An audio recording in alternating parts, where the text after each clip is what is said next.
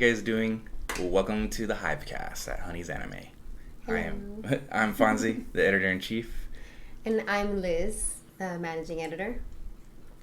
And we're here to present to you the anticipated anime for 2021, summer 2021. The anime that we're the most excited about this season. Basically what we recommend so far. Obviously we're pretty early on in the season, so it's just a so far type thing. But it's what we're the most excited about, things that we think you guys should check out. We'll give you a quick run through of everything that we've seen so far, why we like it, why we're excited, and let's get right into it. And just a note, I'm recovering from a cold, so bear with me. And at the same time, I'm going to be looking at it over another screen, so I'm not gonna, I'm not throwing shade or anything like that towards her. Anywho, let's start with this. So we're going to go ahead and we're going to go over the first one. I'm going to start. Yes. And we are going to go over Nighthead 2041. My bad. So I have to transition that over. Oh my god. Sorry, nasal passage. It's crazy. Anywho, Nighthead 2041. Great series. It's very awesome. I like it a lot. We thought the CG and the animation wasn't going to blend well with it at all, so that was something that was very surprising. I liked it a lot. And kind of has that setting for Akira, which it was proven in the second episode when one of the characters in the diner was reading volume 3 of Akira, which was freaking cool. I almost thought it was like Ghost in the Shell, kind of had that vibe, but as far as the inspiration. But yeah, it really does. Yeah, other than that, it was Akira. I like it a lot. The premise is great. The after World War III dystopian world, 2/3 of the population are gone. It grabbed me. It has my attention. It piqued my interest. So I'm pretty excited for that one. It's definitely very sci-fi. It's sci-fi. A little confusing at first because you don't know when or what is going on, like the first episode, but then once it catches on, it's like, oh, okay, all right, this is really cool. But yeah, the fact that the CG is actually good was exciting. So that could have killed it. Very much so, right? Okay, so that's that one. We're taking turns, by the way, so that we don't take 5 hours doing this. So up next, I'm going to discuss Robo Arc, which is honestly a surprise for me because I am not normally a mecha fan, and so it was very surprising to me that I enjoyed. Not only did I enjoy it, but the reason why I'm enjoying it is because they're doing the exposition so well. So this is a continuation of a very old 1974 anime. I forget if it's 74 or not. Either way, Circa it's 1970s. 74. It's the 1970s anime originally, and this isn't a remake. It's a continuation of it. And you don't need to watch the first one to watch and enjoy this one. And the way that they tell you what you missed is so well brought into the story. It just flows. It makes sense. Nothing's forced. So I really, really like that. The animation's really good. And even though the art is very old school, which I normally am not a fan of either, it works really well with the show. Like it's well done because it's brought to the present, really. And so it's actualized and it looks amazing. So if you're a fan of mecha and you're somehow not watching this, please check it out. I highly agree. Even if you're not a fan of mecha, apparently you might like it anyway. It's great. Yeah, it catches you up really nicely. Yeah, it does. All right, the next one. Okay, next one is going to be... Oh, this one's me too. The next one is how a realist hero rebuilt the kingdom. This one I wasn't so sure about because it's another isekai, and I'm kind of I'm at my limit with isekai. But yeah, it's pretty saturated. It's very saturated. I think we have one of my writers did an article about this, but I think he said we have 7 isekai airing right now, and that's not even counting the anime that haven't started. I can't remember right now if there are more isekai coming later in the season, but that's a lot. But anyway, Realist Hero is very good. What makes me interested in it is the fact that they took a different route. I'm always interested in isekai if they're taking a different route, if they're doing something different. And Realist Hero, as boring as it sounds that it's based on economics, it's not. It's actually very interesting. It's really cool to see how this very smart guy, by the way, because obviously he knows a lot about everything, history and economics and everything, and culture and technology and history, and he knows everything. And so he's using all this knowledge to fix this world that is all sorts of messed up. And it's interesting. It's actually interesting. It's kind of nerdy. It's more cerebral than anything else. But I like that part, that's different. And it's not like your typical, like, oh, harem, just like cutesy or sexy or whatever. True. So it's nice. It's like all about the society and the way that he's fixing it. And it's interesting in a different way. It's a different kind of isekai. So if you like...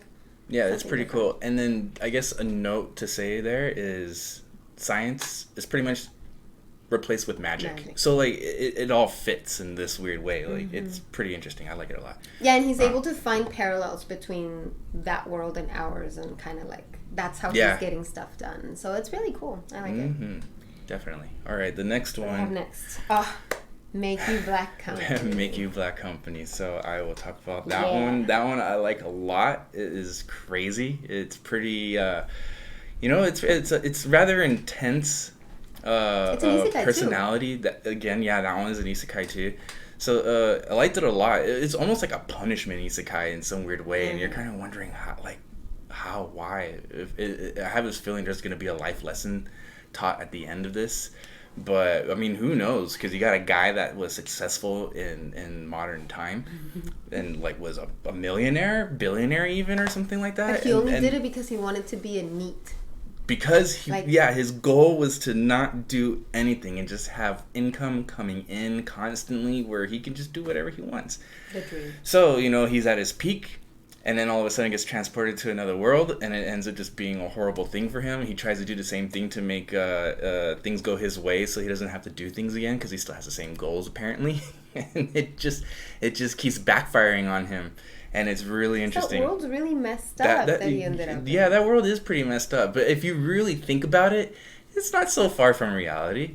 Well, yeah, that's the whole point of Black Company. A Black Company in Japanese culture is a really, like, where they work you have no breaks, they overwork you, nobody cares, you have terrible bosses, they're abusive, and that's basically all that happens, except in a fantasy setting. It's fun. It's really funny. Great. Like it almost kind of like has this little sense of combatants will be dispatched. Yeah. Like, in some way, like it has that sense. But I like it a lot. It's really good. Oh, also one of our writers mentioned, and it's true too. It's kind of like he also reminds him of, and I agree, Team Rocket. How like trying to do things and like doing his thing and then kind of like failure, but then that's a good point. A little darker, definitely, but really funny. I like it a lot. It's really good. Okay, so the next one we have is another isekai, Tsukimichi Moonlit Fantasy. That one, I like it a lot. It's interesting, especially the whole concept of him being transported to another world for, what was he, saving another character saving another person's life, and then all of a sudden he's transported. But this god it almost seems like it was supposed to be a better Aqua from it's kind of like that setup, basically. It is basically like kind of Konosuba's setup. Yes. He gets sent to this goddess, and then but this goddess is actually trying to help, but he's like he's pressed for time, so he's like, oh, I'm gonna try and do this for you and try and do that for you as much as possible, but you have to see this other goddess who's gonna end up establishing what you're gonna be doing and take you over to another world. And then she ends up just kind of like, oh, I don't care, like, oh, you're gonna do this, and then he's there, and all of a sudden he has to she hates him immediately. Yeah, like it's just immediately. No reason. It's she's horrible. So you have to understand that, and then what he's going through now, and then so there are scenarios that he's having to live in this or go through in this isekai fantasy world that he's been transported to, and he's constantly reminded by, oh, this one goddess was trying to help me, or this one god was trying to help me out, it was wonderful, and then this goddess is like, oh, because of her freaking negligence and some personal hate that she has, like he ends up getting kind of screwed over in the process too. Yeah. So it's pretty interesting. I like it. But the god Tsukimichi, the first one that brings him, that isekais him over, he gives him OP, like he makes him OP. He gives him OP powers, right? So he's got a lot of really OP attributes and but stuff. This bitch goddess sends him to literally the ends of that world where she can never see him because she thinks he's ugly and he's stupid and she hates him. And so now he's like stuck there, making the best of his life. But the characters that he meets are awesome. They're hilarious. It's different. It's a different isekai. Yeah. Again, it's interesting because it's different. Poor guy. Poor guy. That's so funny. Poor guy. Seriously. And apparently he's ugly. He is. In that world, everyone has made a comment about. That's true, because like everyone's beautiful. What about my face? And they're like, oh well, I mean, yeah, we've seen your face. Like, I'm sorry, there's nothing we can do about it, or something like that. And he's like, what? And then he notices, he's like, why is everyone so beautiful? So like, he's supposed to be unattractive somehow in that world, and that costs him everything. Another thing really from funny. The goddess that did that too, probably. Yeah. Gives that like image of another person's face. Oh, maybe. Yeah, that's kind of what it feels like. But yeah, that's that. It's a good one. I highly recommend that. Definitely one. That was really nice. All right, so the next one the next one's good too. Is really good. That is... the Duke of Death. Excuse me. Yeah, I'm covering again. Oh, the Duke of Death and his Maid. It's a charming series. I really like it a lot. Another one where you have the CG animation. In some ways, bit stiff, but... the setting, storyline, even the romanticization of the two characters. Oh, it's so beautiful. It's great. It's genuine. And then, of course, you have the Duke of Death who's been cursed. He can't touch anyone, otherwise those people will die. Or any living thing. Alive dies. Any living organism will just die. And this maid who knows about it because she grew up in the mansion that he was brought up in, as because her mom was a maid. And she has this fond love for him and affection and everything for what happened when they were a lot younger. You know, like he kind of protected her or gave her some, you know, appreciation or guidance. And so she's returning it. But in the craziest way ever, you know, like she's testing herself like life and death almost every day just because she loves him. And it's great. And besides that, I really like this the background art for it is awesome. It's like a canvas painting the whole way. Yeah. It's beautiful. Like it has a lot of good situations. The storyline is awesome so far. And I hate the mom. And oh my gosh, she's the worst. And you'd think you'd hate the siblings too, but his sister ends up being like very, I don't know, like forthcoming to it, but still kind of conceited in a way. She is conceited. Yeah. But she seems to care about him. Yeah, she does. She genuinely seems to care. We just don't know anything about the brother so far. He seems like he's a pushover. An image there. Yeah, maybe. But yeah, other than that, it's really good. And I hope he finds the witch or a witch that can break the curse or find true love to break the curse, which is like the main point of the curse. But like when you see them both together, you honestly think that he already found it. But why does he still have this thing? But he still hasn't touched. Tried, yeah, he hasn't tried. He hasn't touched anything yet. So we're not too sure. You know, he doesn't want to kill her. Great one. I highly recommend. So good. That one. I think one thing that is very refreshing about about the Duke of Death and his maid is that they are so. Well, so forthcoming with the fact that they love each other. Mm-hmm. It's not like, oh, I'm hiding it. Oh, I'm not letting them know. Like in most anime, it's so like, no, I'm hiding it. I'm being silly about it. It's like, no, they've both said like, I love you straight up. I love you. We just can't. We can't even touch. And she gets so close. And teases him, and it's great. And it seems really genuine, so yeah. You'd think the curse is broken, but they haven't tested it out, so it's like... What if the way they find out is like by accident? Like he almost caught her when she was going to fall out of the boat, and he was going to catch her, and he's like, oh, no! And he didn't. Spoiler, he didn't catch her. But, so yeah, definitely. Check it out. Mm-hmm. Don't let the CG turn you off. The story and the dynamics make up worth watching. It's not really even, is. The moments that are iffy in the CG aren't even, like, that bad. It's good. I like it. Check it out for sure. All right, so the next one. Oh, okay, I'm next. The case study of Vanitas? I don't know. But Vanitas no Carte, or the case study of Vanitas, is great. It's a vampire anime. It reminds me, and if you even look at the visual for it, it reminds me of like a vampire themed Bungo Stray Dogs. That's right. It's very like it has that kind of like weirdo, aloof main character that is very smart and has powers, but also is like just does whatever he wants. A fool really, sometimes, he is a fool, and putting himself in situations that are ridiculous and just pushing the limits of everything. And then you have his, I guess, sidekick now or whatever it is, who is actually a vampire. And even goofier no in some way. sentences. And is so goofy. Like, he's so innocent. He's just like the most innocent vampire you've ever met. And he's tall and dark-skinned and has white hair and he's gorgeous. And he reminds me of Millie from Trigun. If you haven't seen Trigun, because it's very old, you should check it out. But Millie, the tall girl, and this guy is like just like that character type. So I really am enjoying it. I love the vampire theme.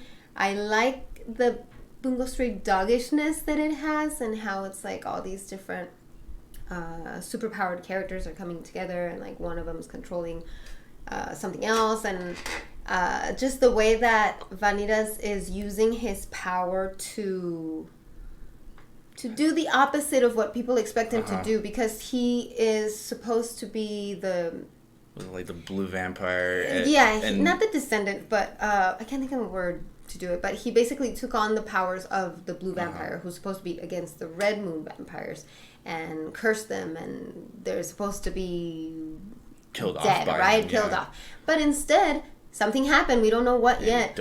Something happened. He's doing the opposite, and he's uncursing all these vampires. But they don't know that, so that's kind of like the dynamic. And then it's had some pretty sexy scenes too, like not super ecchi, but like actually sexy. Nobody's showing much or anything, but there are some moments where you're like, oh my gosh, like steamy moments, and it's nice. It has a lot of pretty characters. It's gorgeous to look at, and it's fun and it's interesting. There's mystery. I can't wait to see what else happens. So that's a really good one, like vampires and mystery and fantasy. Absolutely. So don't be a quack and watch it. Oh yeah. That's what Noe calls Vanitas all the time. A quack. A quack. It's so funny. All right, so we got the next one that's coming up. Oh, that one's. Which is Itaden. The Itaden Deities know only peace. That one was surprisingly nice. It's definitely an OP series because you have a world where there were these unstoppable monsters, and then you had these deities, these gods that all of a sudden appeared, and they basically saved the world in a sense. And you're taken to the present now. I think it was like 200 years later. 800 years. 800 years so later. So all the gods die when they save the world, and they leave one. And he or she trains some woken gods that all of a sudden appear. And I think that was like 200 years prior to the present, which was happening. The oldest one is 200. The oldest one's 200. And so you got, and then you got this like crazy character, mad scientist guy, who's trying to find these beasts to awaken them. That caused all the chaos in the world. So you have like 800 years of peace. There's not really much going on, and then you got all of a sudden a sinister doctor guy that is just trippy as heck. It's really crazy. Yeah, and it kind of reminded me of another series. What was it? Oh, I forgot what it was. I don't know which one it is either, but it has something that kind of reminds you. Yeah, it kind of. It's very, in a way, it's a little Dragon Ball-ish to me, like the OP-ness and the way that they work. It's a little Toriyama-ish. Yeah, I feel. It's pretty cool though. I like it. Highly recommend that one. That one's pretty cool. It's not for the faint of heart. Just to tell you the truth, it pulls some Goblin Slayer kind of thing right in the first episode. The first episode is just whoa, what? Yeah, it's pretty crazy. It is a mature series, so watch it at your own risk in a sense. Be warned about that. I do recommend it. It's pretty damn good. It is really good. I'm definitely waiting to see what else happens. Yes. For sure. All right. So the next one is you also. Is me. The detective is already dead. Oh, so good. I like it. Hooked you in from like the second episode. Oh, it was so good, and then it just throws in this whole scenario that you didn't expect. That you totally didn't expect. So obviously spoilers. you know, you had the original detective who's like a genius, but obviously she's some like genetically engineered because that's a thing in this show. Because that's a thing, yeah. And so you have this secret syndicate that's like controlling, or at least trying to control things, and it has like, you know, these overpowered organisms that they kind of create. And with the whole process of it, you have this girl, and she's super smart, takes on this guy because she planned it the whole time, and he's now her sidekick. And then behold, she dies. After what, like 2 years? After I think or 5 years, 2 or 5. I forget how many years, but 2 or 5 years they go around and they do detective things together. Yeah, and then she dies somehow. We don't know how yet. But she ended up being the perfect match for a heart donor, and gave, you know, her heart went to this other girl. But then, you know, there is scientifically proven that when you take on, you know, certain organs from another person, especially a heart, and especially a heart, and when they're transplanted into you, you kind of you get these, you know, same attributes or likings from the previous person. Yeah, like you know, like the previous person maybe like fried chicken, and then all of a sudden, you know, you've never had chicken in your whole, or fried chicken in your whole life, and you now have a craving. It's now like your favorite thing. So this is kind of like this thing with this girl's heart, but she loves this guy, this side character. She goes out looking for him, like not knowing. Yeah, not knowing like, why or how. She just needed to find him, and she does, and then they uncover this whole thing. And it's a trip. So now that you have, well, before you had the detective, the girl, and then the guy. Forgive me for the names. There's just so many names. Too many. But we're only on episode 3, you guys. She was the one that was, you know, the smartest, and then he was kind of like the klutz in a sense. But his intuition, he's still pretty good. He's still pretty good with it. But now that she's dead, and this new girl has her heart, it kind of flipped. So now he's technically kind of, you know, the smart one. He's very, very versed in what's been going on. Because he has experience. And now you have this girl who's almost like him. She's got this intuition or these feelings like, oh, no, you know, maybe we should do this. But I like it a lot. It's great. Really good. Super good. There's still a lot of animation is great, too. In it. Yeah, the animation is really good. Still a lot of mystery in there. So many questions still. It's really, really cool. It does keep you hooked. For sure. Oh, you know what that one reminds me of, actually? Inspector. Yeah. It's kind of like, it has kind of like that feel. It does, actually. I do like that one a lot. Okay, ooh. So now we have the next one that is her favorite. And it's one of my favorites. It's actually becoming one of my favorites, and that is... Uramichi Oniisan! No, Life Lessons with Uramichi Oniisan. This anime, I have been waiting for this to come out since they first announced it. I never read the manga. I've never anything. But when I first saw it announced and read what it was about, I was like, yes, this is amazing. Like, it's a dark, dark, dark comedy about the hosts of a children's show that just are miserable. They hate their lives. They, for whatever reason, Uramichi's obviously, he has like chronic depression, the poor thing. Like, he has hardcore depression. Why? Not sure. That's probably not what he wanted to do with his life. He's an athlete. Yeah, he was a gymnast? Gymnast or something. And so he's always like working out and being fit and everything, but he's the host of a kids show and he does not enjoy it a lot at all. But he's so good at his job. Like, you would never tell, you know? Like, the kids can't tell. But then it always cuts to these dark scenes where he says what he's really thinking and says things to the kids that the kids are like, what?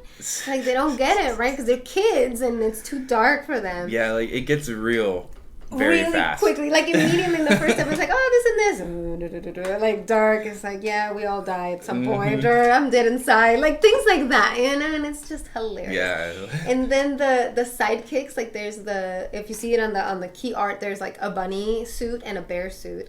And it's the bunny suit, right? That's always messing with it? Yeah, it's the bunny suit. I think the bunny suit guy is Usa something? Or is it Kuma? I forget which one. But I think it's the bunny. I'm pretty sure it's the bunny.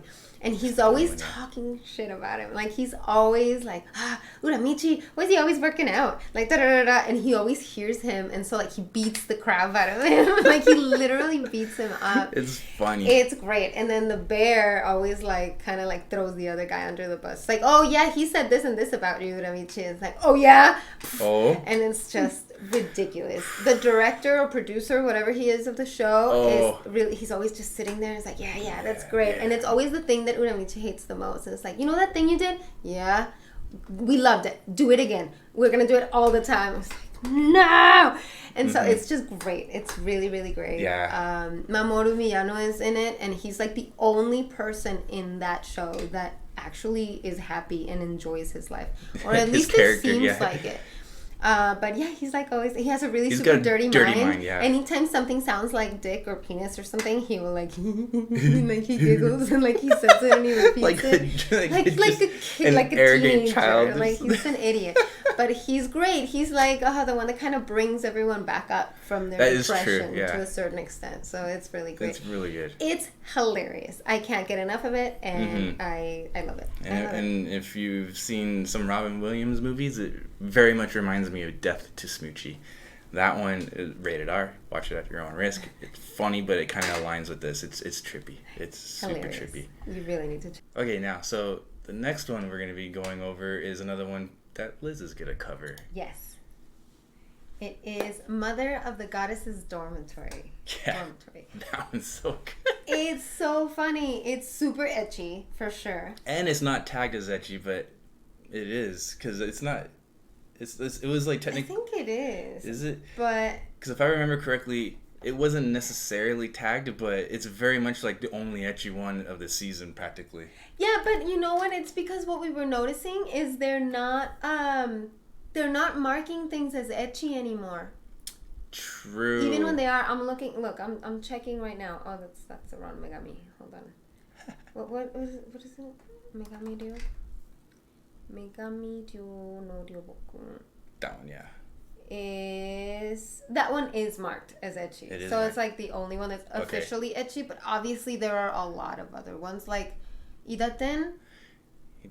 There are boobs everywhere and all sorts of things that we still haven't seen, but just from the key visual, it's like, oh my god. Anyway, but this one, let's go back to Mother of the Goddess's Dormitory. This one's really, really great. It's a typical harem. It's not a typical harem. It's a harem, for sure. Like, it's an ecchi, super ecchi harem. There are boobs everywhere. I mean, there's a censored and uncensored version, so it's, Yeah. You can choose whether you want to see nipples or not.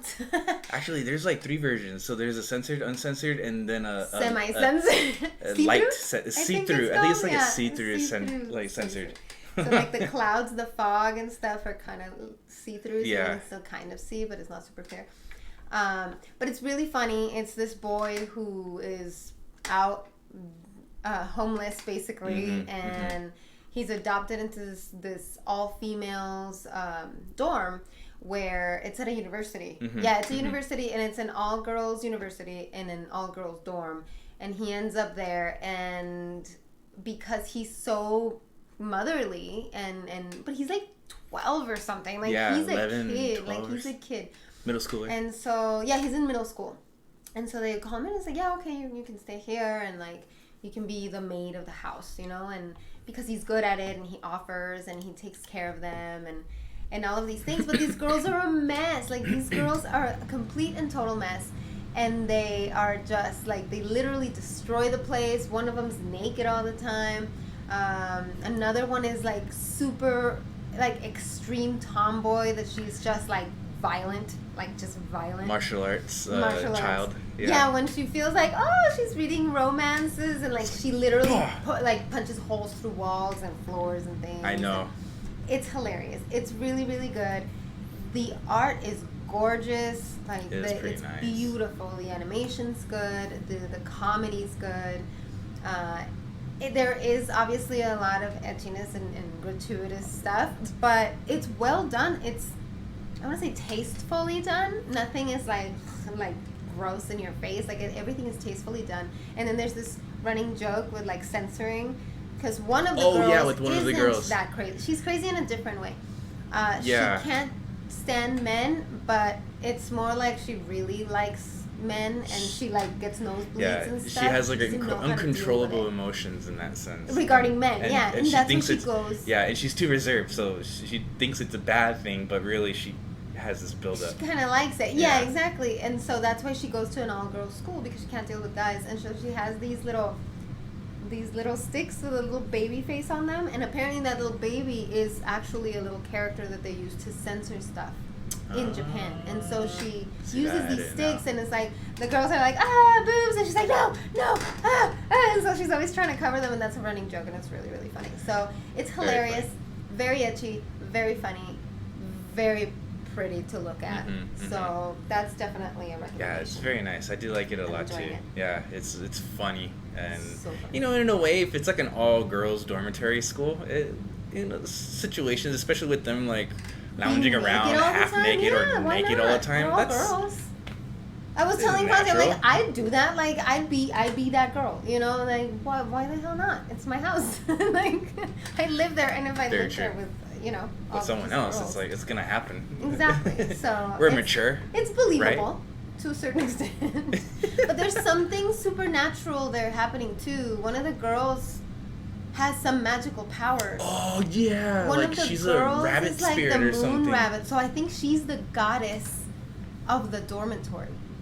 That's very true. Because it's the goddess of dormitory, and she's the kudere kind of soft sounding kind of girl. And she's really cool, and like she like just stared at the moon, and she has her little like the little boy's like passing out asleep, and like he sees bunny ears and a bunny tail on her, and she performs a miracle that I won't spoil for you. Yeah. It's on the 3rd episode, so if you check it out. I like the cosplay girl. She's my favorite. The cosplay girl is awesome. All the chicks so are really cool. I like the scientist chick.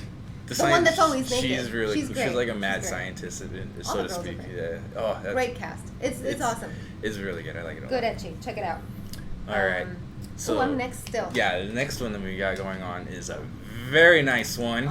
Take it away, good. Liz.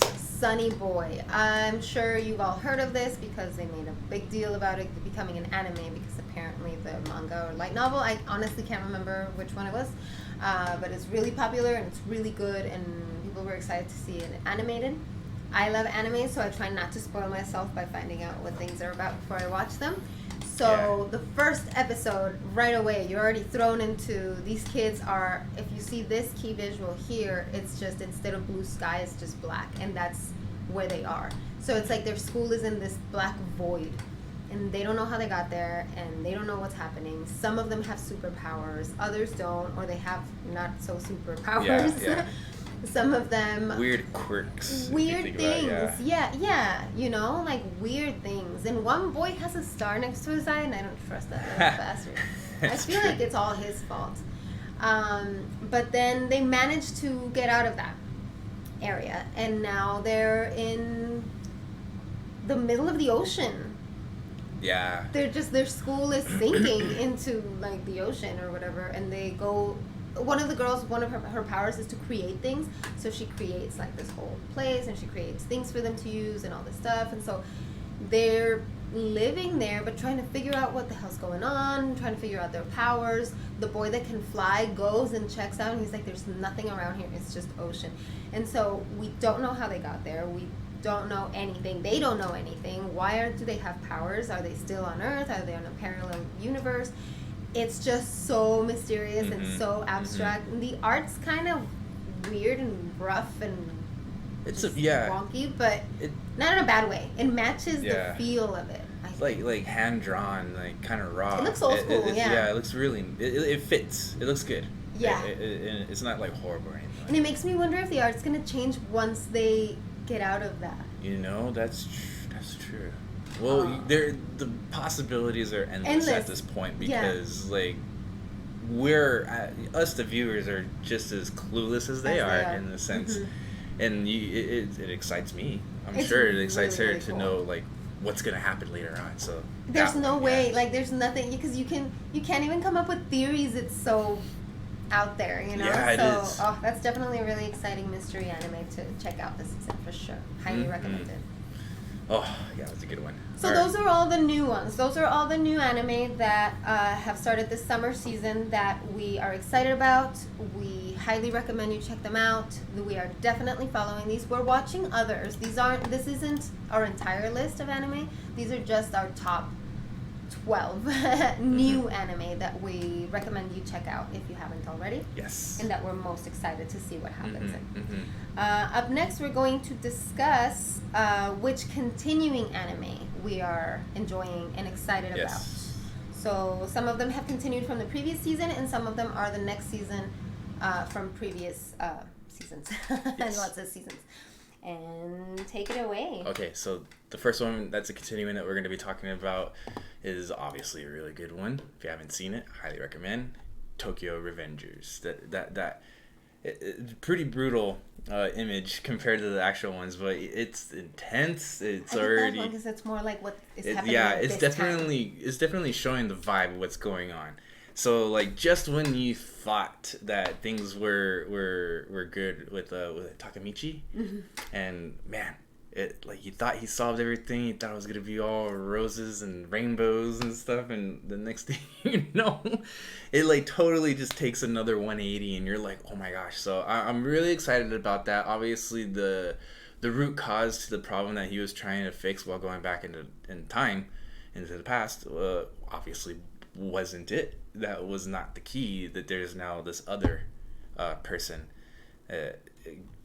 Won't necessarily spoil it for you guys, but if you're watching, obviously you know who it is and stuff. But yeah, like it's great. It's great. I like it a lot. Key character in there. Yeah, and so I'm totally sucked into the show. It's really good. And lots of mysteries, huh? Lots of mysteries. We like mystery, apparently. Like a time-traveling mystery drama in a sense. It's like, or suspense. And then that it's like you think is like, oh, this is the thing that I need to change in order to fix everything in the future and save everybody. And then he fixes it, and he comes back, and it's like, nope.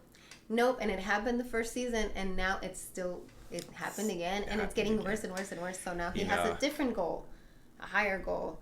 And that'll be interesting to see if he can attain it. It really is. It's going to be that whole... Yeah, it's that whole time-traveling scenario. It's like you can't go back and change the past because you're going to change something else, and it just reverts back to, like, the same outcome.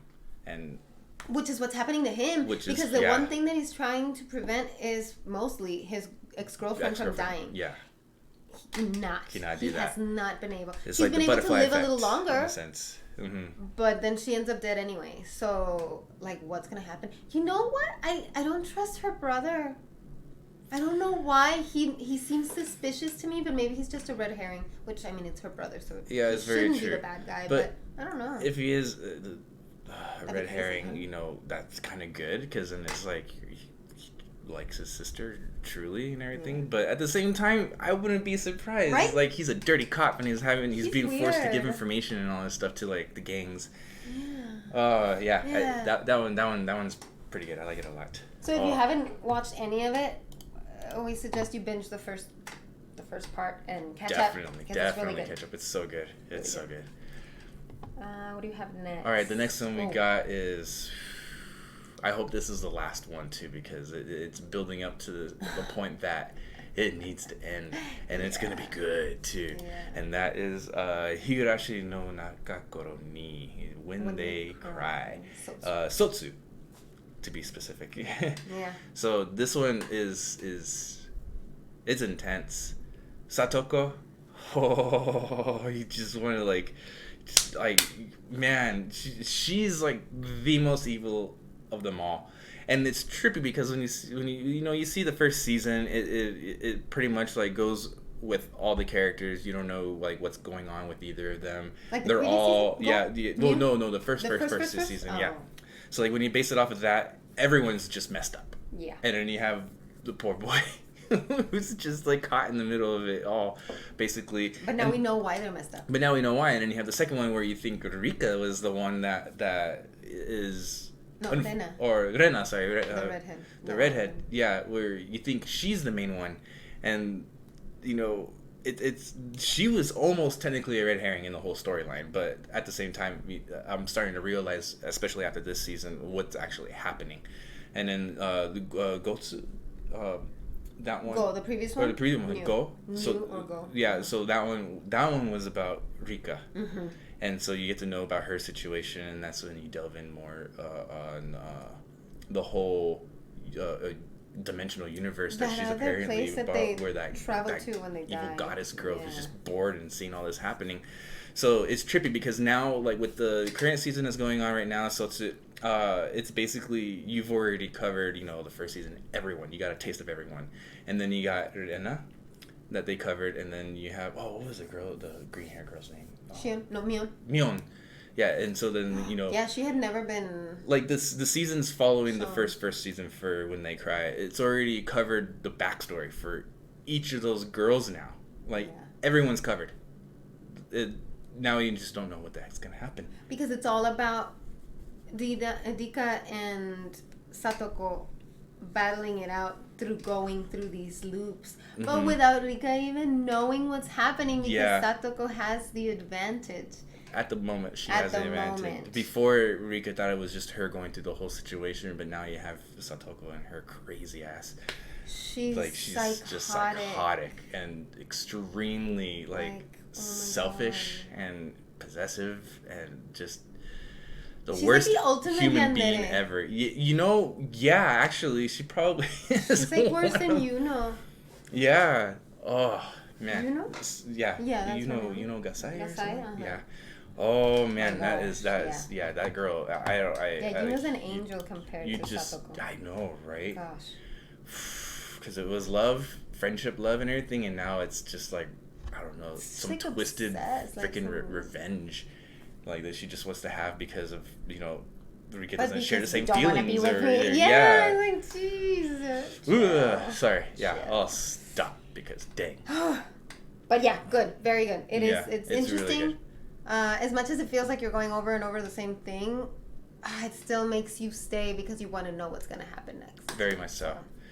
Ooh, okay, so change of pace. The next one that we're going to be going. Not necessarily. Yeah, Liz is going to take over. A happy story, but To Your Eternity is also continuing from last season, and man, it just keeps getting better and better. Mm-hmm. I mean, more and more heart-wrenching and sad, I guess, in a way, but it's getting even more intriguing and more interesting because Fushi keeps absorbing more people that he meets, and like we do, and we mentioned this in the previous podcast that we talked about the anime, the To Your Eternity it's really kind of like similar to what we go through as humans, and every person you interact with, every person you form a bond with will become a part of you, really, truly. Like a nervous tick, the way they sound, the way they laugh, speak,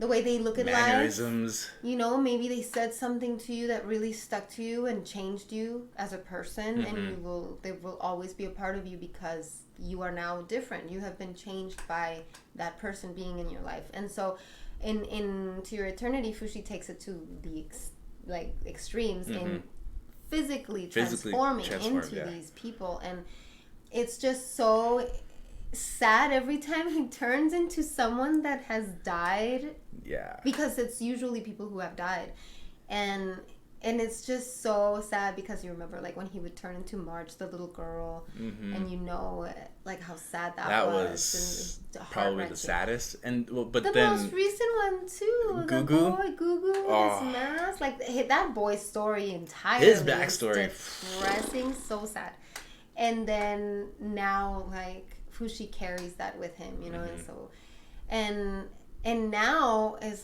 Byoran is in there somewhere. We found out she's apparently a criminal. Yeah. Byoran is hardcore, apparently. She was a wanted criminal. And I have a feeling she's going to be the next one to be absorbed by Fushi. But we'll see. I mean, that's what's going to happen. But this whole series is a life lesson. Just, it's beautiful. As if you were a baby, didn't know what was happening, from speech to learning things, walking, breathing, and all sorts of stuff. And then questioning the shadow that he talks to. Oh, yeah. The shadow, the one that sent him, I guess he's an alien, I don't know, but the one that he talks to that sent him and explains things to him, asking him, why did you put me here, what is the goal, what am I supposed to, one would ask, for example, people who are why God, why did you do this, why am I here, or ask yourself or ask the universe or whoever it is, and he also shows those very human traits. Like, for something who is not human, he is very human. Like, Fushi is so human. It's just such a great show to just observe humanity. You know, it's so good. Yeah, it's a great show. So again, another mystery. Good. We also can't wait to see what is going to happen next. Yeah. All right, so the next one we got. Yes. Liz is going to take over on this one too. My next life is a villainess. All routes lead to doom. X. It's pretty good. Yeah, it's great. Of course, the first season was awesome, and this next season is already just as good, if not better. There's been way more action. Yeah, there's been way stories more unraveling now. There's definitely there's definitely more like drama and suspense being added to it. Yeah, and like there's that last guy that was introduced, because now they're introducing new characters. Like, there are new girls and new boys. Like, she has her harem of boys and girls, right? She has her mixed harem, which is great, and she has the ultimate harem. She does have the ultimate harem. Everybody wants her, and she wants to be with everybody to a certain extent. But this last episode, they introduced they didn't introduce him in the last episode, but we got to know this new character better, this boy, and he got really close. Like that butler. The butler guy, because he's not a butler. His name left me. I forget too. But he's really pretty with a blue hair and a mole, and she's even like, oh, he's so handsome. But she's so oblivious. Like, I love it, but it also frustrates me a little bit that she's oblivious. And this guy is like this close, like obviously flirting with her. Obviously about to kiss her, and she's like, what is he doing? Why is he staring at me? Oh, wow, he's so handsome. And it's like, girl, come on. Like, what are you doing? It took him to, like, kind of mount her on the bed. Tossed her on the bed, was on top of her. For her to be like, oh. Like, something's happening. Like, and even still, she's like, yeah, I'm not going to get into it. No, yeah, it's not a spoiler. It's awesome. Mm-hmm. He left a hickey on her neck. And this oblivious girl is like, oh, yeah, I think when he had me pinned down on the bed, when she tells everyone what happened, oh, yeah, when he pinned me down on the bed, a bug bit me. And it's like, he did what now?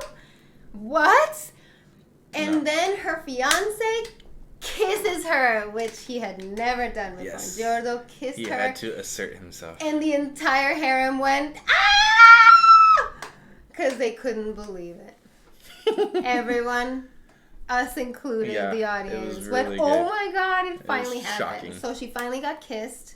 And even though this guy was teasing her the whole time, never happened. But Giordo, her actual fiance, finally gave her a kiss. So, definitely. Such a fun. It's a great comedy. It's a great isekai. It's just awesome harem. I really like it. All around. It's an awesome anime. Oh, and quick note, they're making a game out of the series. Oh, yeah, you can register already. There is one fallback on that, though. Yeah, unfortunately, the game has none of the girls in it. It's only focusing on the guys. It's all just Katarina and the boys. Yeah. There's a pirate. There's a new character, and he's a pirate. And then there's another guy. Oh, so we're going to be introduced to him. So there are new. I don't know if they're going to be in the anime. I think this is completely separate. Well, that's true, because if it were, they would have included the girls too, because that's like, that would have been... That was such a big selling point. That would have been a really good actual otome game. That's what makes it different. You know, that's what makes this anime different from all the others, otome anime like this. And it's kind of too bad that they didn't. But if it's a game, they can always add characters in later if people ask for it. Hey. Very true. So very true. Get in the comments. Go to Twitter and tweet. We want the girls in the harem. Yeah, create a petition. Get in the comments. Yeah, get those signatures. Let's do it. But yeah, that's all I have to say about that. Nice. Okay, so now we're gonna go over the next one, which will be my last one that I'm gonna talk about today in this podcast, and of course that is My Hero Academia, season 5. Mm-hmm. Yeah, 5. Mm-hmm. So this continuation is definitely a lot better than the previous, because it was the part that aired in the spring. It was like a filler. Yeah, it wasn't. It's not a filler. It was kind of like a filler because it just showed training again. We learned a lot. You're reintroduced to a lot of the same characters and how they've developed, and then you have new characters, and it's like, oh, okay, well, I understand.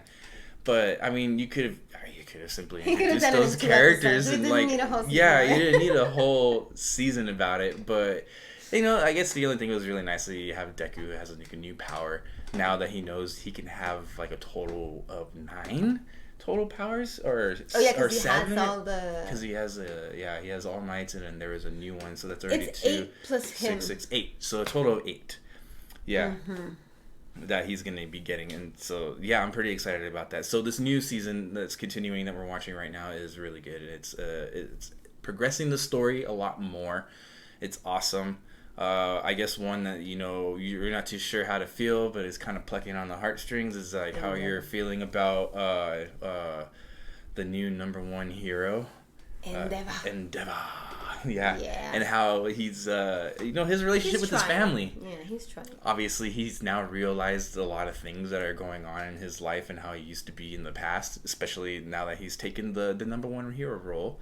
But at the same time, it also seems like he wouldn't try enough now, currently, if it wasn't for Hawk's little secret note that he left about how the dark organization, you know, the villains are basically numbered in the thousands and something crazy is about to happen, so that's, you know, kind of knocked him into it. And he's like, and the basic gist was, you know, we need to have new heroes arise and take over and come to the plate and you know, do really good. So now he's tasked himself basically to make sure that, you know, Deku, Bakugo, and his son Todoroki are up to par or better, so that they can be challenged and take over all this stuff. So yeah, and be ready ultimately. But man, it's gonna go down. It's gonna be intense. So that's what I like about it. I do feel fear for Hawks too, because he's doing the whole double agent thing, and you know, in that sense of a double agent within villains with superpowers, and then you got heroes with superpowers. And then it's just villains, they're not playing games. They're not playing games at all. They're relentless, and just horrible. But I'm kind of curious to see how things are gonna happen. It seems like things are gonna escalate. I wouldn't expect there's like one more, maybe 2 more seasons left until we get to like this huge dilemma that we're going to be presented with. Another reason why this season or this part of the season is really exciting is because it's setting up the movie that's going to come up. Yeah, that's right. Mission Heroes something. Well, the third movie, the My Hero Academia movie number 3. That's not the name of it. I'm drawing a blank. Heroes Mission. My Hero Academia Heroes Mission. Anime. That's the new movie that's going to come out at the end of this year at some point or in the fall. And this part of the season is already setting it up. Yes.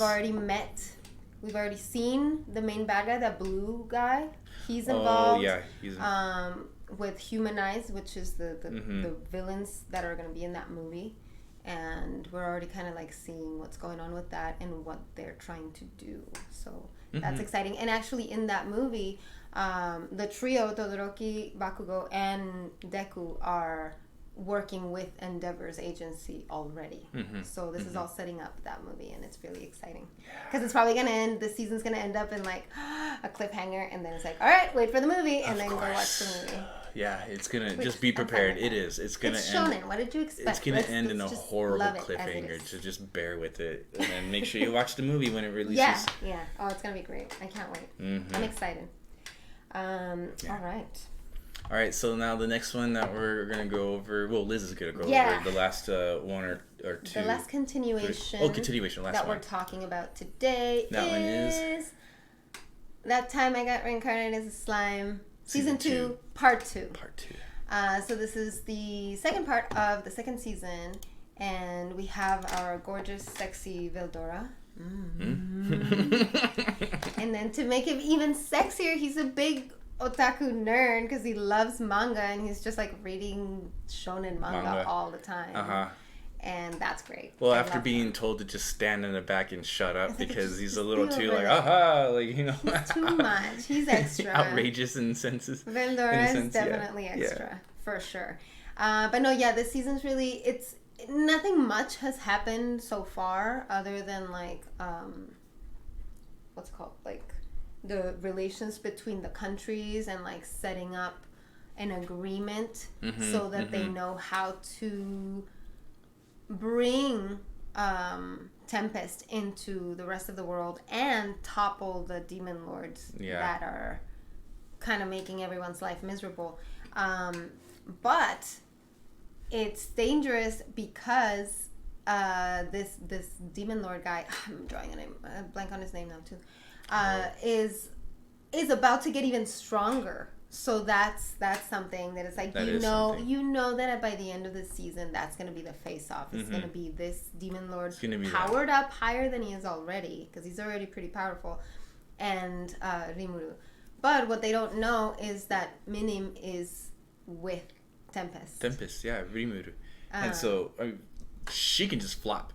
And all Rimuru has to do is just give her the most tastiest looking food dish, and she'll be like, yes, she'll be like, okay. They're already kind of I'm best pretty sure friends, that's what's gonna happen. So yeah. You heard it here. That's what's gonna happen. Yeah, and I mean, obviously, she's the dragon from the legend that brought Rimuru to be able to revive all his people and to become a demon lord himself. So that's a big connection there that they have with Milim, who's obviously gonna come to the rescue at some point. But we still, even though we kind of know where it's all going, we can't wait to see how it gets there and how it happens, because we love those characters and we love the adventure. So we're definitely excited for the rest of Slime. Very much so. And then one last thing is that we now know who's technically pulling all the strings, which is another isekai person, a Japanese guy, just like Rimuru.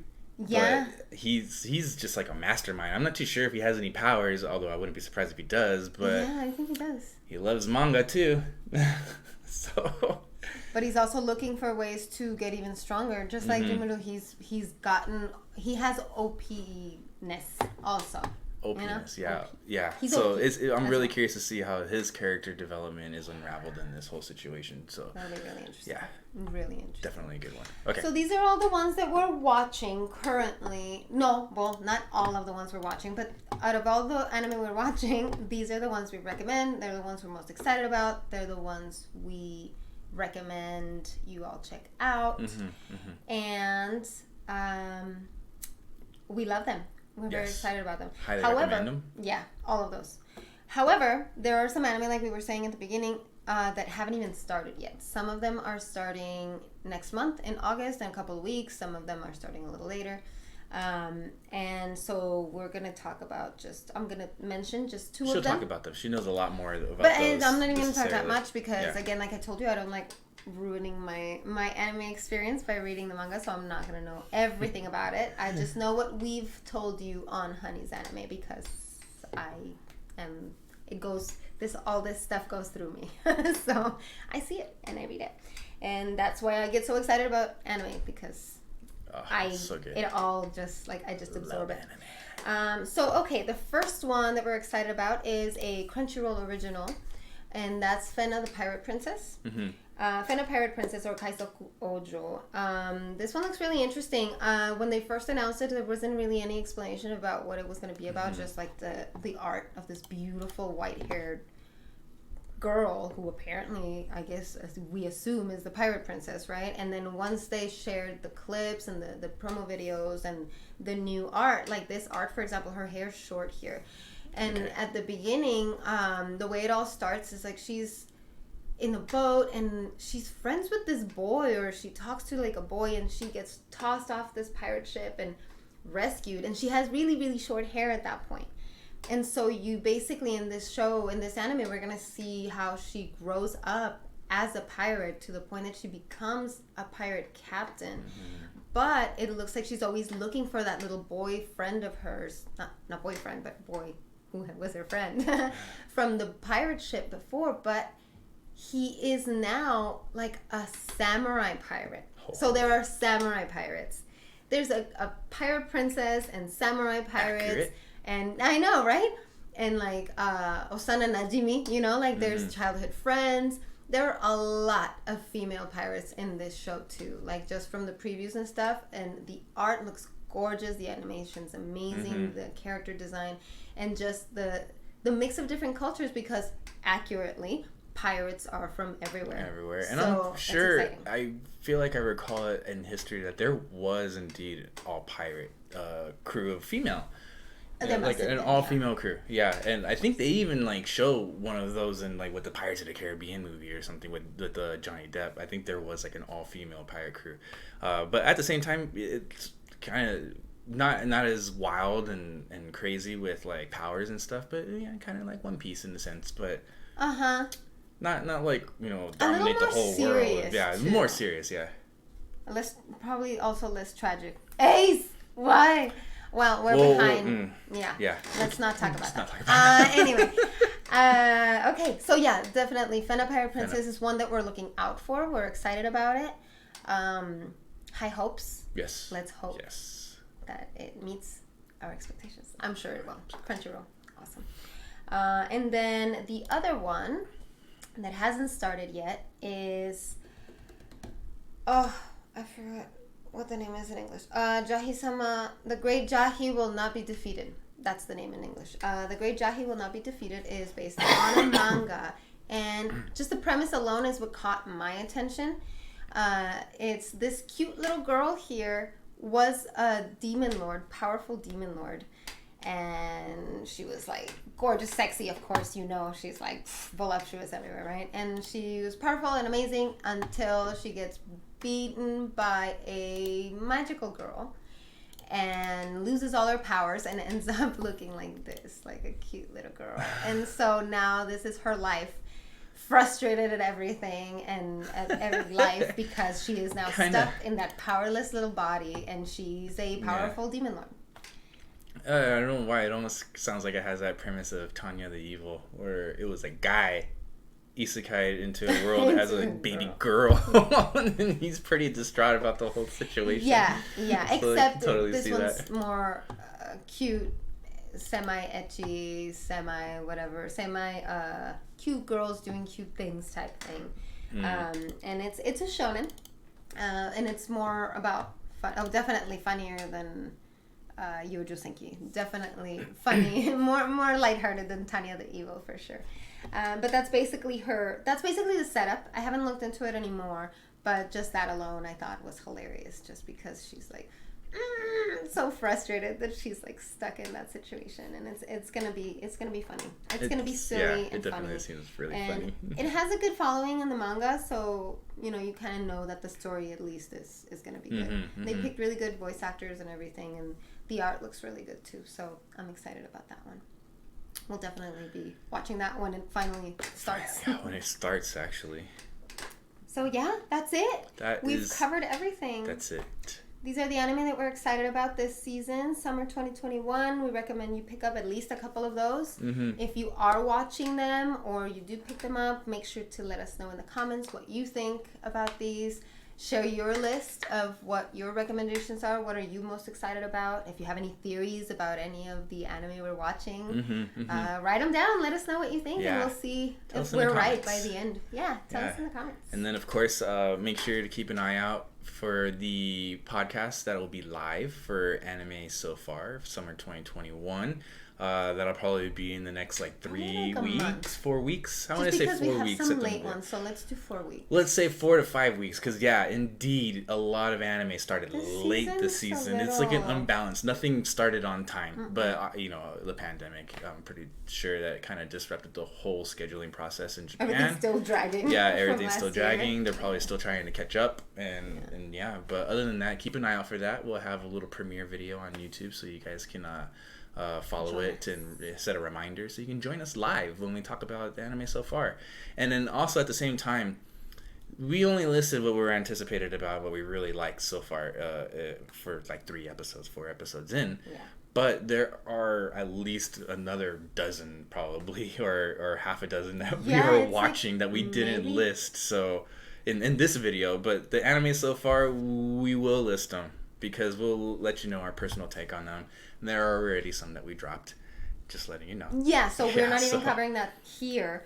But yeah, it's at least like a double, another list this long. Another list this long. Because we were watching like... And are watching still. 30 something maybe. Probably. I think more like than 30 or that. just a little over 30 or something. So much for a slow season, huh? Yeah. So yeah, stay tuned for that. And other than that, guys, thank you very much for watching. Again, I'm Fonzie, editor-in-chief for Honey's Anime. I'm Liz. And make sure to like this video if you want to show some support. Make sure to subscribe to us here on YouTube for more videos and content on the YouTube channel, especially when we publish them. And and we'll see you all next time. So you guys take care. Bye-bye.